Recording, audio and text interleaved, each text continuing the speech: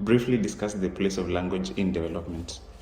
I think that when you're able to communicate with people in their preferred language, you're able to unlock their productivity.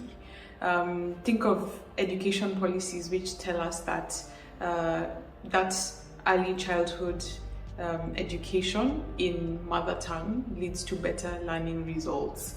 We take away the hurdle of a child having to learn a second language as well as to take on new concepts.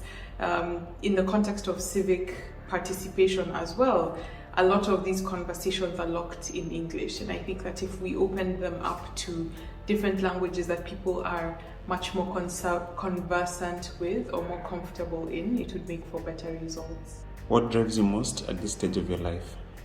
I am driven by a sense of personal development, just wanting to be better as an individual. I would like my life's work and my life to have meaning and impact in the world. And finally, I want to be able to walk into shops and buy things without worrying about the price tags or what the total comes to. Misconceptions that people have about AI. One major misconception that people have about AI is that it's one day soon going to become sentient and then take over the world. This is fan fiction, this is sci-fi. AI is very far from having the ability to, be smarter than humans.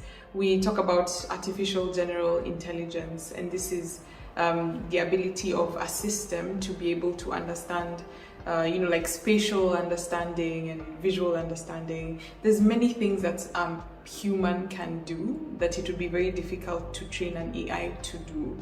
What we have currently cracked is narrow AI, which is to say that I can train an AI to classify images, and it can do this one task very well. I can classify an AI to transcribe text spoken in Kiswahili, and it can do this one thing very well. But then we are very far from a point where we can have an AI that can carry out all the things that a human can do and more for it to, take over the world. What is your biggest fear as a young person? I am afraid of my parents growing old and me having to grow up and take care of them and having them be dependent on me. That is one thing that I think nobody prepares you for, and I don't know how they would prepare you for it being in this place. I'm also afraid of car travel when I am far away from my mechanic. It can be very stressful being a young woman on the road with a broken down car and starting to wonder, oh my God, where am I going to begin? What are your most notable accomplishments so far?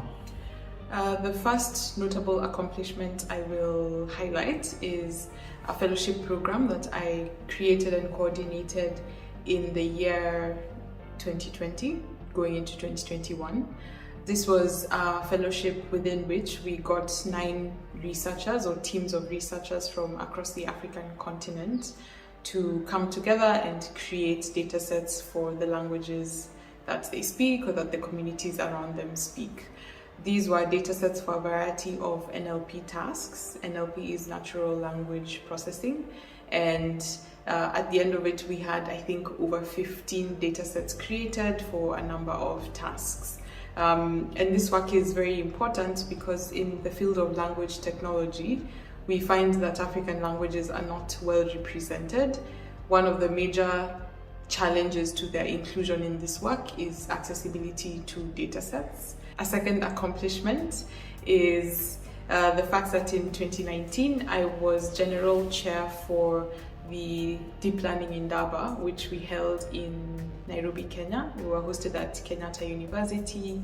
The Deep Learning Indaba is an annual event that brings together the African machine learning or AI community. So we hosted, I think, people from over 33 nationalities.